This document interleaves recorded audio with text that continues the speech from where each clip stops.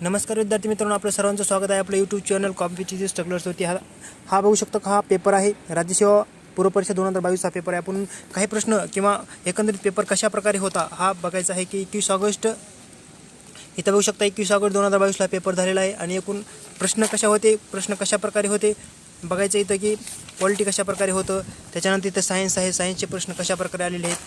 त्याच्यानंतर इथं सायन्समध्ये प्रश्न बऱ्यापैकी म्हणजे हार्ड लेवलचे प्रश्न होते सायन्सचे.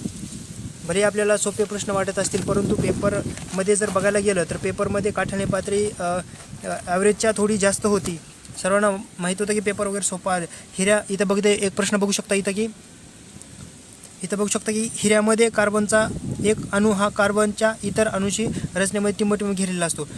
कंबाईन पूर्व परीक्षा 2021ला हा प्रश्न विचारला होता की त्याचे स्फटिकरूपी जो अपरूप असतो ते कशाप्रकारे ॲलोट्रोपी असतो हा प्रश्न विचारला होता. त्याच्यानंतर तर कॅगचा पण प्रश्न विचारला आहे आयोगाने की कॅगमध्ये कशाप्रकारे हे तर प्रश्न तुम्ही बघू शकता की ओव्हरऑल जर एखादा प्रश्न जर तुम्हाला सॉल्व करायचा असेल तर तो प्रश्न तुम्हाला माहीत असणं खूप गरजेचं आहे एकूण प्रश्नाविषयी. त्यानंतर इथला प्रश्न बघू शकता की खालीलपैकी कोणत्या ह्या महिला आयोगाच्या पहिल्या अध्यक्ष होत्या असा प्रश्न विचारलेला आहे. म्हणजे एकूण तुम्हाला समजेल की प्रश्न कशाप्रकारे विचारतात, कशाप्रकारे अभ्यास केला पाहिजे. त्यानंतर इथं प्रश्न बघू शकता की प्रश्न हा बघू शकता एकूण प्रश्न की 28वा प्रश्न काय म्हणते तर 13 डिसेंबर 1946 रोजी टिंबटिंब यांनी भारतीय घटना समितीच्या उद्दिष्ट ठराव इथं पंडित जवाहरलाल नेहरूंनी मांडला होता, सर्वांना माहिती आहे. परंतु एक अभ्यास जर बघायला गेलं तर काय फॅक्च्युअल जे प्रश्न होते ते प्रश्न तुम्हाला माहीत असणं गरजेचं आहे. त्यानंतर हा एक प्रश्न होता. हा प्रश्न आहे 27वा प्रश्न तो की एकूण प्रश्नाच्या जी लेवल जी आहे ती एकूण सदस्य वगैरे कुठले असतात हा प्रश्न विचारला होता. त्याच्यानंतर 44 घटना दुरुस्ती असेल. म्हणजे ओव्हरऑल जर बघायला गेलं 26वा प्रश्न बघू शकतो इथं की त्या प्रश्नाविषयी किंवा त्या एखाद्या तुम्ही घटना दुरुस्त्या ज्या महत्त्वाच्या घटना दुरुस्त्या आहेत त्या करणं खूप गरजेचं आहे. जर एखाद्या प्रश्नाचा अभ्यास करत असाल तर डीपमध्ये करणं खूप गरजेचं आहे. इथं बघू शकता की 24वा प्रश्न बघू शकता. 24वा प्रश्न काय म्हणते तर की भारतीय घटनेच्या कोणत्या कलमानुसार विधानसभेचे एक तशा आशयाचा ठराव संमत केला असेल तर विधान परिषद स्थापन करण्याचा किंवा रद्द करण्याचा हा आर्टिकल म्हणजे आयोगानं इथं पण एक आर्टिकल आहे. हा एक प्रश्न तुम्ही पाहू शकता की आर्टिकल संदर्भात इथं देखील एक प्रश्न विचारलेला आहे आयोगाने की आर्टिकल 143 संदर्भात हा प्रश्न आहे की राष्ट्रपती हा सर्वोच्च न्यायालयाचा वगैरे घेऊ शकतो, मत वगैरे घेऊ शकतो. त्यानंतर इथं प्रश्न बघू शकतो की ओव्हरऑल जर बघायला गेला तर प्रश्नाची पाठ्यपाती कशा प्रकारे आहे.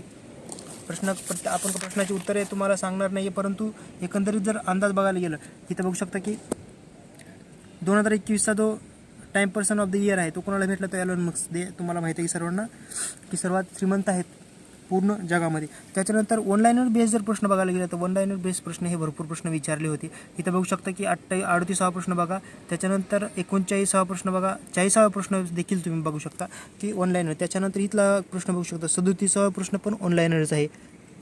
त्याच्यानंतर सध्या युद्ध वगैरे झालेलं तुम्हाला माहिती आहे की युक्रेन आणि रशियामध्ये त्या संदर्भात एक प्रश्न विचारला. इथे हा प्रश्न खूप मस्त आहे कारण क्रिमिया 2014पर्यंत युक्रेन या देशाचा भाग होता. 2014पर्यंत मग काय म्हणते तर 2014पर्यंत युक्रेन हा देशाचा भाग होता. म्हणजे क्रिमिया 2014पर्यंत युक्रेन या देशाचा भाग होता आणि 2014मध्ये रशियाने क्रिमियाचा ताबा घेतला आणि नाटो या सदस्य 30 होते. म्हणजे 100% सी तर हा बरोबरच असतो. तुम्ही तर बघू शकता की सीमध्ये 3 ऑप्शन आहेत फक्त.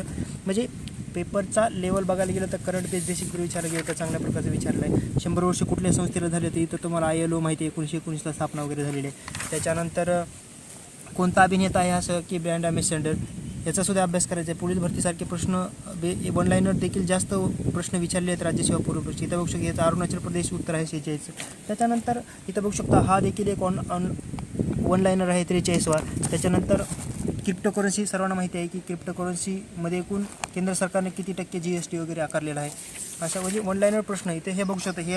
या पेपरवरती 5 प्रश्न हे 4 प्रश्न ऑनलाईनर आहेत. इथं बघू शकता की 1957चे स्त्री शिक्षणविषयक राष्ट्रीय आयोगाचे अध्यक्ष कोण होत्या. त्याच्यानंतर विजोड व्यक्ती विचारलेला आहे. त्याच्यानंतर इथं राष्ट्रीय पातळीवर जे all India state people Congress असेल याच्या स्थापनेचा प्रश्न वगैरे काही संदर्भात विचारला आहे संघटना वगैरे. त्याच्यानंतर इथं बघू शकता की ऑस्ट्रेलिया व्हिक्टोरिया राज्यात कार्यालय असणारी भारतीय पहिली बँक कुठली असेल. त्याच्यानंतर 377 हे IPCचं आर्टिकल विचारलं आहे समलैंगिकता, त्याला आपण समलैंगिकता विचारलेला आहे. ओके, म्हणजे अशा प्रकारे ऑनलाईन प्रश्न देखील राज्यसेवा परीक्षेमध्ये बऱ्यापैकी विचारले होते. इथं हा देखील प्रश्न तुम्ही बघू शकता की विराज शिंदे संदर्भात विचारला आहे, म्हणजे समाज सुधार करणं गरजेचं आहे. हा मध्ययुगीन भारताच्या इतिहासाचा प्रश्न विचारला, जोड्या लावा.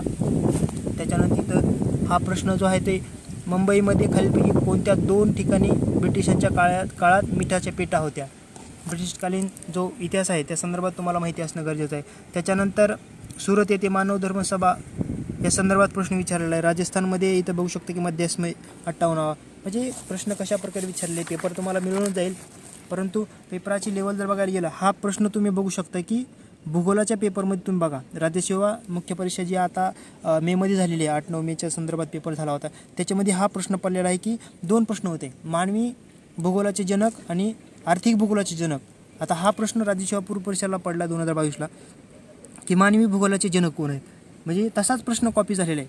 म्हणजे प्रश्न रिपीट होतात का, या प्रश्नाचं उत्तर हे तुम्हाला समजलंच असेल.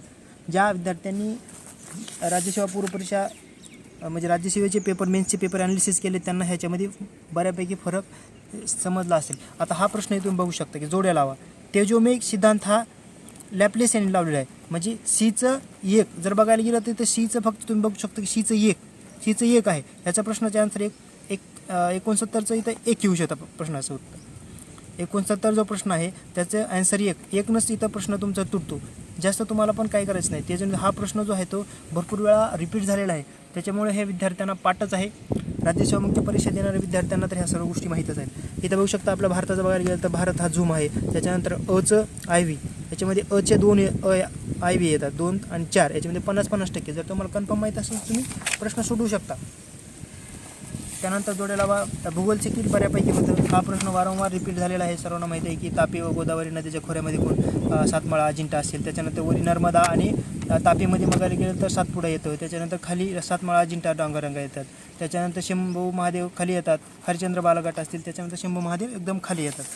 ह्या गोष्टी करून ठेवायच्यात. आता हा प्रश्न खूप इंटरेस्टिंग वाटला मला की इथं बघू शकता की योग्य जोडी ओळखायची आपल्याला. धरणं, नद्या आणि राज्य.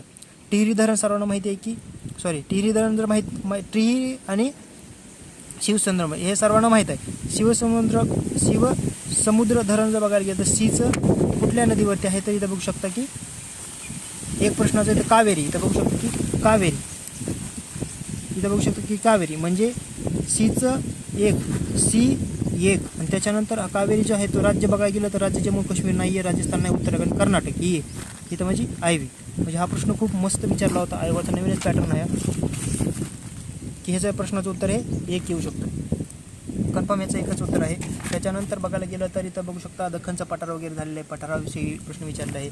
त्याच्यानंतर हे प्रश्न असे ॲप्लिकेशन बेस्ड जे प्रश्न असतात, त्याच्यानंतर हॉटस्पॉटविषयी प्रश्न विचारला होता. प्रश्न हे चांगल्या प्रकारे विचारले होते आयोगानं जर बघायला गेलं तर पेपर जर कसा असेल तर एकूण अंदाज मी तर सांगेल की हा प्रश्न बघू शकता. महाराष्ट्रामध्ये कुठलं राजधानीगिरी येतं. बीचं 1 असे 2 प्रश्न आलेले आहेत. 50-50%. ज्या विद्यार्थ्यांना पण आंध्र प्रदेश पुलिकत अचं 3 म्हणजे ह्या प्रश्नाचं उत्तर 3 येते. अशा प्रकारे प्रश्न विचारले होते. हे देखील भूगोलाचा प्रश्न तुम्ही बघू शकता. प्रश्न जे होते ते खूप फॅक्च्युअल बेस्ड बी प्रश्न होते. इथं बघू शकता की 2 प्रश्न कशा प्रकारे विचारलेत की 90वा प्रश्न, महाराष्ट्र शासनाने 3 वर्षापासून लिंग आधारित अर्थसंकल्प म्हणजे त्याला आपण जेंडर बजेटिंग म्हणतो, तो अर्थसंकल्प कधीपासून. त्याच्यानंतर 2011च्या खालीलपैकी कोणत्या राज्यामध्ये बाललिंग गुणोत्तर सर्वात कमी आहे असा प्रश्न विचारलेला आहे. त्याच्यानंतर इथं बघू शकता हा 87वा प्रश्न देखील बघू शकता. म्हणजे प्रश्नाची लेवल बघायला गेलं तर इथं हा प्रश्न पण तुम्ही बघू शकता कशा प्रकारे विचारला आहे. एखाद्या गोष्टीचं जर ज्ञान तुम्हाला पूर्ण माहीत असेल तर त्या प्रश्नाचे उत्तर काही प्रश्न ते आहे ते तुम्ही देऊ शकता. पूर्णपणे ज्ञान तुम्ही गेन केलेलं पाहिजे. त्यानंतर हा प्रश्न बघू शकता इथं 95वा. त्याच्यानंतर 96वा प्रश्न बघू शकते कशा प्रकारे आहे. हा प्रश्न खूप मस्त होता. त्याच्यानंतर भूमिराशी अंतर्जाल आधारित प्रणालीविषयी खालीलपैकी कोणते विधान बरोबर आहे. स्थापना वगैरे काय दिलेलं आहे. त्याच्यानंतर हे मंत्रालय दिलं आहे. म्हणजे अशा प्रकारचे प्रश्न देखील तुम्हाला विचारले जाऊ शकतात. त्याच्यानंतर अनुसूचित जाती जमातीवर 2-3 प्रश्न ह्यावेळेस विचारले होते. NCSTचा आयोग जो आहे त्याची स्थापना वगैरे संवैधानिक घटना आहे का, कसं आहे ते, याची कार्य देखील विचारलं होतं. त्याच्यानंतर महिला उद्योजकता एक विचारला की कुठली योजना आहे जी की महिला उद्योजकांना पाठिंबा देण्यासाठी महिला व बालविकास मंत्रालयाने सुरू केलेले ऑनलाईन प्लॅटफॉर्मचे नाव सांगा. महिलाविषयी एखादा प्रश्न प्रश्नपत्रिकेत असतोच, मग ती कंबाईन प्रश्नपत्रिका असो नाहीतर ग्रुप सीची प्रश्नपत्रिका. ही प्रश्नपत्रिका होती विद्यार्थी मित्रांनो. चांगल्या प्रकारे पेपर हा आयोगाने सेट केलेला होता. इथं बघू शकता की 28वा प्रश्न जो आहे तो राष्ट्रीय अनुसूचित जाती जमातीचा कलम विचारला आहे 338 हे प्रश्न. त्याच्यानंतर इथे एक कलम बघू शकता तुम्ही, इथे एक कलम बघू शकता, म्हणजे 24वा प्रश्न बघू शकता, 25वा प्रश्न बघू शकता, त्याच्यानंतर ते 28वा प्रश्न बघू शकता. चांगल्या प्रकारे पॉलिटी जर बघायला गेलं तर बऱ्यापैकी चांगलं विचारलं होतं. भूगोलाचा जरा मिडियमच होता. त्याच्यानंतर इकॉनॉमिक्स बऱ्यापैकी होतं. जर ओव्हरऑल पेपर तुम्ही विचारायला गेला तर कट ऑफ वगैरे किती लागेल तर विद्यार्थी मित्रांनो कट ऑफ हा 2-3 दिवसात आपल्याला कळून जाईल. तरी पण माझा अंदाज जर वाटला राज्यसेवा पूर्व परीक्षेचा कट ऑफ जर संदर्भात जर बोलायचं गेलं तर एकूण जो आहे तो कट ऑफ जो आहे तो एकंदरीत 112 किंवा 120च्या दरम्यान कट ऑफ राज्यसेवा पूर्व परीक्षा 2022 लागू शकतो. कारण हा पेपर हा फक्त पेपर 1 नुसारच हे पेपर आहे. पेपर 2 म्हणजे सेसारचा पेपर जो आहे तो सेसारचा पेपर, याच्यामध्ये त्याचे मार्क कॅल्क्युलेट केले जाणार नाहीत. विद्यार्थी मित्रांनो हे सर्व गोष्टीची माहिती तुम्हाला असायला पाहिजे, माहीत आहे तुम्हाला. अशाच प्रकारे आपल्या चॅनलवरती जोडलेलं राहा. एकंदरीत पेपर जर बघायला गेलं तर पेपर हा मीडियमपेक्षा थोडा हाय होता. पेपर एवढा सोपा बी नव्हता. काही प्रश्न जरी ऑनलाईन वाटत असले तरी ते प्रश्न तुम्हाला माहीत असलं तरच ते प्रश्नाची उत्तरं तुम्ही देऊ शकता, अन्यथा ते प्रश्न डायरेक्ट तुम्ही तुमचे चुकू शकतात. जर बहुविधानात्मक त्याला आपण ॲप्लिकेशन बेस जर प्रश्न म्हटलं तर तुम्ही A, B, C किंवा कसं तरी ॲप्लिकेशन ऑप्शन इलिमिनेट करून सुद्धा प्रश्न काढू शकता. पण काही प्रश्न जे असतात ते प्रश्न तुमचे फॅक्च्युअल जे तुम्हाला माहीतच असलं पाहिजे तसे प्रश्न ह्याच्यामध्ये खूप होते. नाही तर 35-40च्या समथिंग ऑनलाईनवर प्रश्न होते. पेपर हा चांगल्या प्रकारे होता राज्यसेवा पूर्व परीक्षा. तुम्ही आपल्या चॅनलवरती नवीन असाल तर आपल्या चॅनलला सबस्क्राईब करायचे. तोपर्यंत जय हिंद, जय महाराष्ट्र.